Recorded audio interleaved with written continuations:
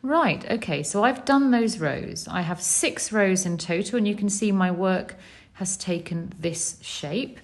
Row 1, which was our magic circle with 10 single crochets, and then an increase row where we worked 2 single crochets into each of the 10 stitches, making a total of 20 stitches. And then 1, 2, 3, 4 rows of 20 stitches into each stitch. Of 1 single crochet, into each of the 20 stitches. And this is the join. You can see it's quite subtle, it's not very obvious, but that's the join where we join our rounds. So what do we do now? Well, we need to change colours. So remember, this sock here has 6 rows of green, and then we change to a different colour. So how do we do that?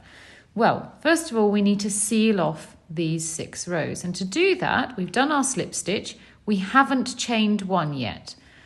So we chain 1, and then we cut our yarn. Give it a relatively long end and cut it.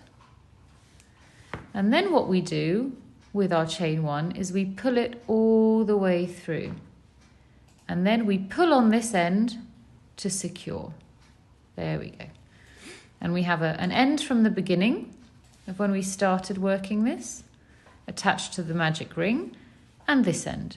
And now is a good time to tighten that magic ring, like I've done here, so there's no hole, and sew in each of those ends. So to do that, we need a tapestry needle, ideally a blunt one, but it doesn't have to be blunt. A blunt one is better because it doesn't risk breaking up the yarn like this. If it's sharp, it's much more likely to go in between the yarn. If it's blunt, it's much more likely to go on the outside. So what we do is we pop the yarn in the needle like this, and then on the inside of the work, we just work through the end to secure it. There's no really correct way of doing it.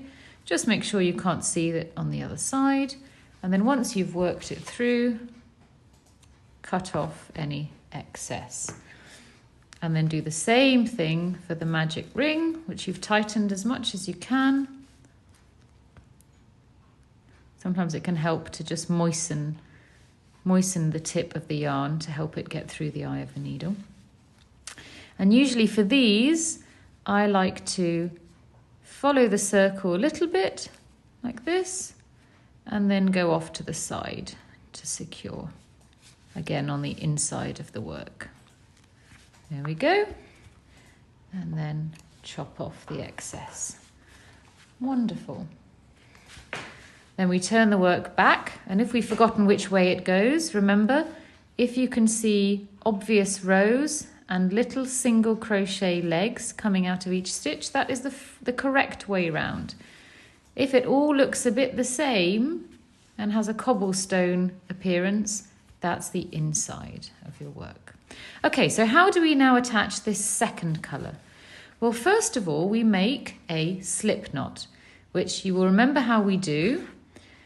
Like the magic ring, it requires doing an X, but with a slip knot, you have to make sure that you're winding the X with this end of the yarn, like this, okay?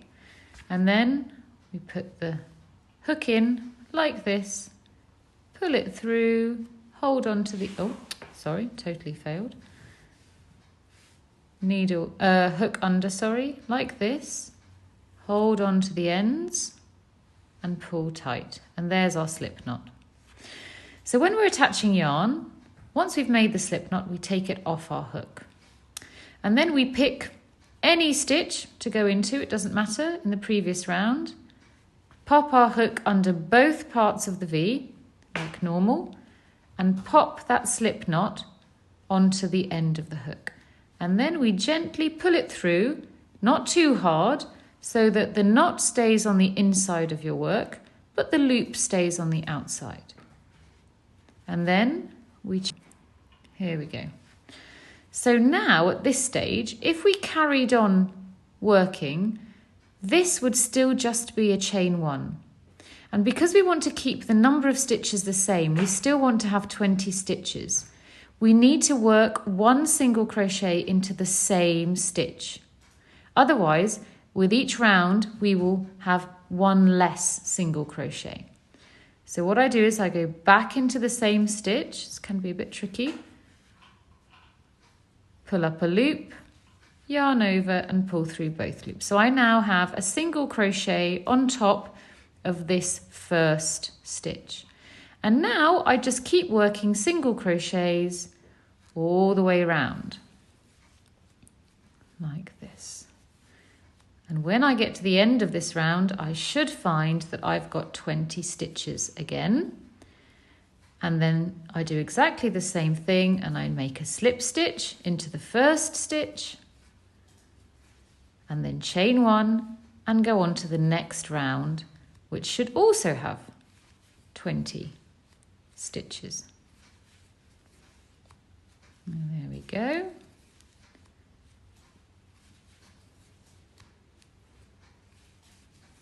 Getting there.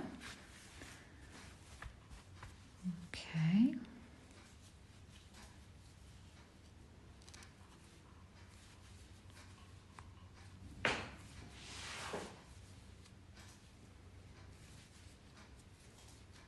It's nice and easy. When you get to where the previous rows joined, this is where your slip stitch was and where you tied off the yarn. That does not count as a stitch, so from this stitch we move on to this one. There we go. 2 more, just running out of yarn. There we go. 1, 2. So before we do our slip stitch, we just want to be very sure that we've got 20 stitches. Okay, so let's count together. We don't count the one on the hook. 1, 2, 3, 4, 5, 6, 7, 8, 9, 10, 11, 12, 13, 14, 15, 16, 17, 18, 19, 20. This is the first, this one is the first single crochet. And so in we go, under both parts of the V as normal, pull up a loop and pull the loop through itself. That gives us our slip stitch. Then we pull the hook over to the right to make that slip stitch disappear. Lovely. And then we pull the yarn to the left to make the loop on the hook smaller. And then we yarn over and we're ready for the next round. Now, how many of those rounds do we need? 1, 2, 3, 4, 5. 5 rounds of the grey or the white until we get to the heel portion of this pattern. So once you've done those, I'll see you back here.